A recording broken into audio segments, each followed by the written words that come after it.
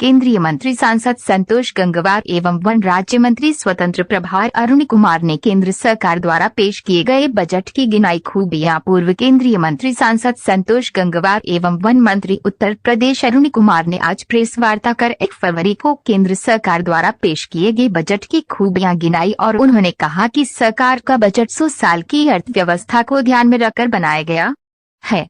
इस बजट के माध्यम से ईज ऑफ लिविंग की परिकल्पना को साकार करने वाला है। इस बजट को अगले 50 साल को ध्यान में रखकर बनाया गया है। उन्होंने कहा इस बजट में मत्स्य पालन, कौशल विकास, एमएसएमई जैसी योजनाओं के लिए जो प्रावधान किए गए जो अर्थव्यवस्था को मजबूत बनाएंगे। साथ ही वन मंत्री अरुण कुमार ने प्रदेश के बजट के विषय में भी जानकारी दी। 2023-24 का जो एजेंडा है ये एक ऐसा एजेंडा है जो देश के लिए कोई 1-2 साल का नहीं है।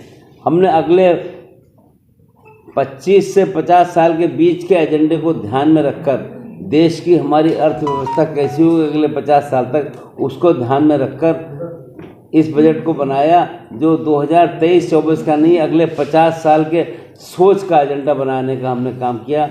और आदरणीय प्रधानमंत्री श्री नरेंद्र मोदी जी के माध्यम से पुराने टैक्स व्यवस्था को जो खत्म करके मध्यम वर्ग और नौकरी पेशा के लिए ऐतिहासिक तोहफा दिया है। हम सब लोग जानते हैं कि एक जिसके बारे में लोग हर बार बात करते हैं और लोग हर बार बजट आता है देखते हैं क्या छूट दी गई, और इस बार एक साथ बात करके ये तय कर दिया कि 7 लाख रुपए तक की सालाना आय वाले पर कोई टैक्स नहीं होगा तथा साथ ही टैक्स स्लैब को भी घटाकर सीमित करने का काम किया है कि 5% सीमित कर दिया। यदि अनाज उगाने के मामले में भारत सरकार बेहतर प्रदर्शन कर रही है, आइए कदम है। और आदरणीय माननीय प्रधानमंत्री जी के नेतृत्व में हमारी सरकार ने देश के नागरिकों को सामाजिक न्याय, समरसता, समानता और समानता के सबको अवसर उपलब्ध करें, इस दिशा का एक सक्रिय बजट लाने का काम किया। ये 75वां देश का बजट ईज ऑफ लिविंग को बढ़ाने वाला बजट माना जाता है और दुनिया की सबसे तेज़ गति से देश के विकास को राह दिखाने वाला और भारत को सुप्रीम इकोनॉमी पावर बनाने वाला बजट है। दुनिया भर के देश आश्चर्य कर रहे हैं कि हमने कैसे ऐसे बजट को बनाने का काम किया।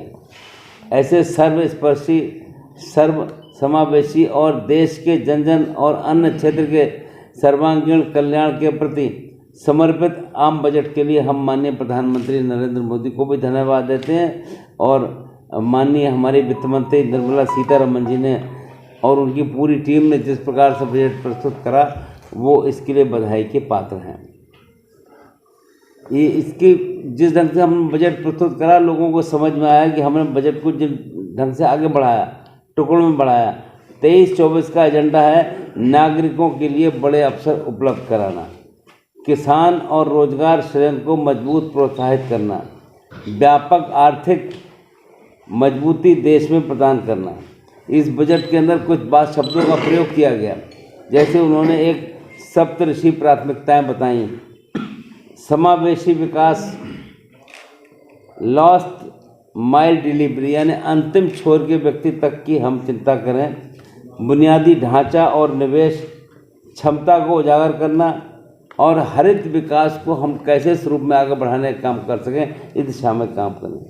युवा क्षेत्र की चिंता की गई और वित्तीय क्षेत्र को मजबूती कैसे प्रदान की जाए, इसके हिसाब से हमारे हर तरफ तरक्की कर रही है। हर ज़िले में मेडिकल कॉलेज खोले जा रहे हैं, उत्पादन विद्युत का और बढ़ाया जा रहा है, सोलर लाइट को और ज़्यादा प्रोत्साहन दिया जा रहा है ताकि हमारे यहाँ नॉन फॉसिल मेथड से भी हमारी इलेक्ट्रिसिटी प्रोड्यूस हो जो लोगों के काम आए, कार्बन उत्सर्जन कम हो, एनवायरनमेंट सही रहे।